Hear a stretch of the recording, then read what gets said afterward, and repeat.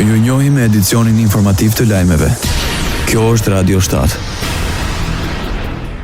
Dështoi miratimi një rezolute në mbështetje të ish-krerëve të ushtrisë çlirimtare të Kosovës nga Kuvendi i Maqedonisë së Veriut. Kërkesa e parashtruar nga Fronti Evropian nuk u miratua pasi deputetët maqedonas refuzuan të merrin pjesë në seancën e Komisionit për Politikë të Jashtme.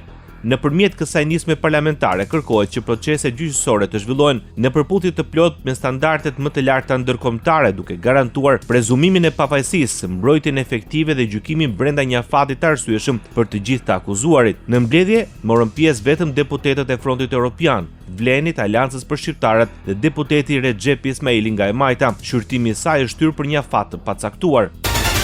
Kryeministri i Maqedonisë së Veriut përjashton mundësinë e mbajtjes së zgjedhjeve të parakohshme. Histria Mickovski deklaroi se derisa qytetarët thonë se nuk duhet të ketë zgjedhje, nuk do të ketë. Në lidhje me propozimin për heqjen e qeverisë teknike përpara zgjedhjeve, shefi i qeverisë kujtoi se Këshilli i Evropës thotë se kjo qeveri është e gatshme dhe e aftë të veprojë me maturinë në mënyrë demokratike dhe të sigurojë të gjitha kushtet për funksionimin e demokracisë dhe institucioneve. Kryeministri Mickovski premtoi se rishikimi i kabinetit qeveritar pritet të përfundojë së paku deri në qershor pas takimeve me partnerët e koalicionit. Radio 7, zëri pozitiv i qytetit.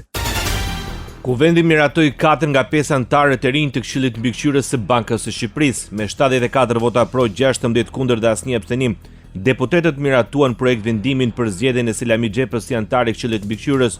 Pro Olta Zaçaj si anëtare votuan 72 deputet. Ervin Mete mori votat e 74 deputetëve dhe Jonida Prifti mbështetjen e 73 deputetëve. Me kërkesë të kryetarit të grupit parlamentar të Partisë Socialiste, u shty vendimi për Matilda Sheun. Ministria për Europën dhe Punët e Jashtme, Elisa Spiropali, përshëndeti miratimin e ligjit të ri për shërbimin e jashtëm. Gjatë seancës plenare, Spiropali vlerësoi se ligji i ri synon të forcojë kapacitetet diplomatike të vendit, të modernizojë strukturat e shërbimit të jashtëm dhe të rrisë efektivitetin e përfaqësimit të Shqipërisë në arenën ndërkombëtare në një moment kyç për proceset integruese dhe sfidat gjeopolitike. Ky ligj e rregullon mandatin e kreut misionit diplomatik edhe të postit konsullor si dhe personelit diplomatik konsullor. Ky forcon kriteret profesionale të rekrutimit të diplomatëve të karrierës dhe ky është qëllimi, bazuar në nivelet e tyre akademike e me radhë. Nuk i lehtëson, i forcon, lexojeni ligjin dhe fut për herë të parë konceptin e krijimit të akademisë diplomatike si institucion varësie. Pas diskutimeve të gjata që zgjatën deri në orët e para të mëngjesit, ligji u miratua me votat e shumicës qeverisëse.